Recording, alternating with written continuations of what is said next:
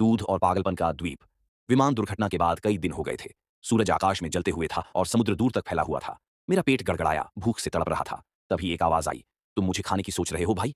मैं जड़ हो गया। घास के बीच खड़ी थी एक गाय। कोई साधारण गाय नहीं बल्कि मोहम्मद, द्वीप की लोक गाय। नाम है मोहम्मद। उसने एक मुस्कान के साथ कहा, यहाँ खाने के लिए एक्शन है। घास। मैं हैरान था, लेकिन भूखा भी। मैं उसकी तरफ बढ़ा और गायों के झुंड के पास गया, जहां उन्होंने मुझे अपनी तरकीबें सिखाईं। दिन बीतते गए। गायें धैर्यवान थीं, उनका तरीका शांत करने वाला था। लेकिन मैं घास नहीं खा सकता था।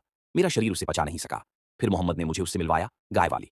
आधी इंसान, आधी गाय। वो मुझे एक ऐसे तरीके से मुस्काई, जैसे कुछ खास हो। एक दिन उसने मुझे दूध का एक कप दिया। पी ले, उसने धीरे से कहा, यह मदद करेगा। मैंने पिया और सब कुछ बदल गया। मेरी ऊर्जा वापस आ गई। मैं मजबूत और स्वस्थ हो गया। मोहम्मद अली की तरह ट्रेनिंग करने लगा, बस थोड़ी लैक्टोज असहिष्णुता के साथ। लेकिन मुझे परवाह नहीं थी। कई दिनों के बाद मुझे अच्छा महसूस हुआ। फिर एक दिन मोहम्मद ने मुझे घास के पास गाय वाली के साथ देखा। दूर से वो हमें घूर रहा था, उसकी पूंछ हिल रही थी। ये क्या हो रहा है? उसने पूछा। मैंने तुम्हें और उसे देखा है, वो जम्हाई लेना, वो मुस्काने। क्या चल रहा है? मैं घबराया हुआ था, समझाने की कोशिश की। ये मेरे यहाँ सामान्य है। लोग दूध पीते हैं, दुकान में, सीरियल में, कॉफी में।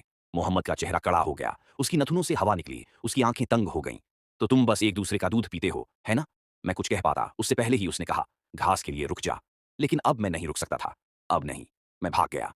मैं दौड़ते हुए खेतों से निकलकर जंगल में घुस गया। मेरा दिल जोर से धड़क रहा था। मुझे लगा कि मैं बच गया हूं।